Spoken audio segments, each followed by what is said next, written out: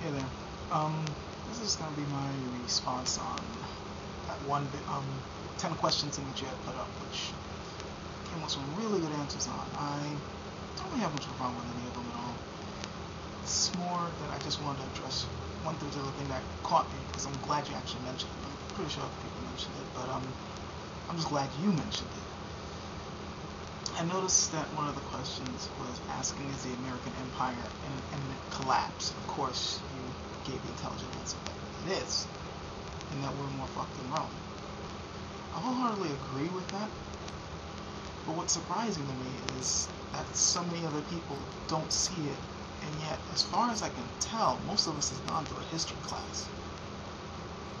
If you've looked in the past at all the other great empires, or even just simply great civilizations, they've all gone down, and usually the reasons why they've all collapsed, they're all pretty much the same. I mean, people think that, oh, they've collapsed because of invaders, or they collapsed because, I mean, you find a few that get wiped out because of maybe bored, or, you get like plagues or famines and things like that. But it seems the major reason why this happens is because after a certain point, when they get really prosperous,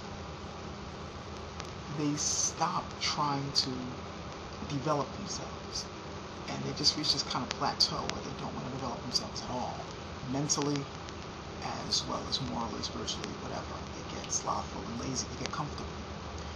And once the populace gets comfortable, whoever happens to be ruling classes, or the ruler, king, whatever, they can do whatever the hell they want. And nobody's going to rock the boat, because nobody wants to lose their comfort. It happened in Greece, it happened in Rome, it happened in Egypt. It's the same thing. You get comfortable in a high position, you don't want to ruin anything. And then all of a sudden, boom, everything goes to crap because you're not prepared, because the rest of the world is still trying to rise up because they're not in your position. They got motivation to succeed. They see you as the top dog, not only the top dog, but a corrupt top dog. Because you cause all the problems in the world. Most of these places got to the top simply because they were stepping on other nations, and these other nations are resentful for it. So they remember this. That's always in their memory. Every nation's like that. When there's another group or another nation steps on them, they feel like they have to get back at you. And it's in the collective consciousness of that culture. Just because you happen to have forgotten doesn't mean that they haven't. So they're biding their time. But because you're comfortable, you don't think about these things. You're not preparing for the inevitable. And then when everything goes to crap, it happens all at once, as you said, and no one's prepared for it. Same thing's happening here, except it's happening a lot more rapidly, like you said, thanks to the advances of technology, thanks to how rapidly civilization is growing, and I guess a whole lot of other cultural factors, like religious factors,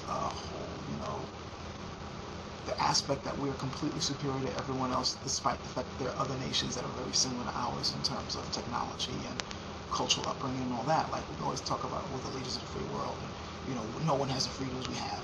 Obviously, the person who believes that has not set foot in Europe. A lot of European countries, they got freedoms over there too. Same type of rights, same type of abuses too. Don't get me wrong, but it's not like we're unique. The only thing that's different between Europe and us is that we happen to be considered the top dog, economically, militarily, but we're squandering all that. I mean, just take a good look around, you can tell we're squandering all that. Our economy's not the crap. Militarily, we're spread way too thin, as you've mentioned.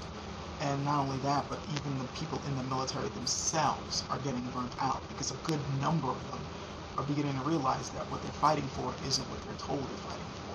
I mean, just look at the movement in the military right now. There's a whole lot of people who are going AWOL and who are resisting this so-called war in Iraq right now, because they see it as reprehensible. And regardless of what people may think, I mean, this is what's going on. You can be as blindly patriotic as you want to believe and think that we're going to last forever, but nothing like this lasts forever. And the more, I'm not religious, but I'm just going to use the term, the more sins that you've done in the past, the more it's going to catch up to you. So, yeah, we're inevitably going to decline, and I'm just glad that somebody else has pointed this out. And it's nothing new. I mean, other historians, like you said, the historical markers are there. Other historians have pointed out that this is the way civilizations tend to fall. especially empires, this is how they tend to go. We've been going that route. I mean, I'm not reveling in this. It's not something I'm looking forward to. But reality is reality. Entropy is entropy. This is the type of stuff that goes on.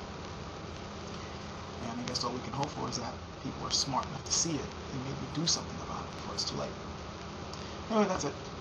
Liked your answers. Really like your videos. Take care, man.